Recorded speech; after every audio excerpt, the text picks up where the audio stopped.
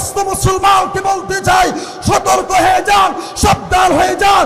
সমাজের কোন নাস্তিক, কোন মুরতাদ, কোন বেঈমান যেন, ইসলামের শত্রুগুলো যেন আপনার সন্তানকে ইসলাম থেকে সরাইতে না পারে, নবী থেকে সরাইতে না পারে, মাদ্রাসা থেকে সরাইতে না পারে, কোরআন থেকে যেন বের করতে না পারে। কথা বলুন ঠিক কিনা?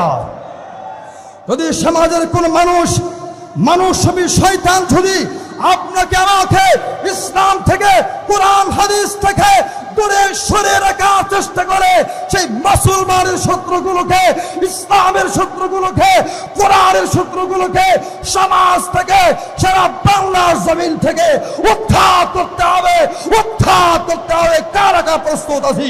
হাত উঠা দেখায়। রাহমাতুল্লিল আলামিন তিনি একদিন জান্নাতুল বাকের ভিতরে তাকায় দেখলেন একটা কবরের মধ্যে জাহান্নামের আগুন দাউ দাউ করে জ্বলতেছে।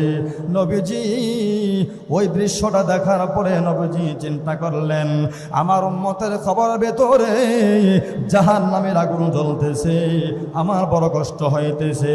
আল্লাহর হাবিব রাহমাতুল্লিল আলামিন তিনি এই দৃশ্যটা দেখার পরে দুহাত উত্তোলন করে আল্লাহ পাকের কাছে মুনাজাত করে বললেন, ওগো রব্বুল আলামিন, ও দয়ার মালিক আল্লাহ, আমার উম্মতের কবরে জাহান্নামের আগুন জ্বালাইতেছো, মেহেরবানি করে তুমি আমার উম্মতকে মাফ করে দাও। নবীজি এই কথা বলার পরে আল্লাহ রাব্বুল আলামিন বলেন, ওগো নবীজি, ইয়া রাসূলুল্লাহ, ইয়া হাবিবাল্লাহ, এই কবর বলার জন্য আপনি বন্ধুর মুনাজাত আমি আল্লাহ কবুল করব না।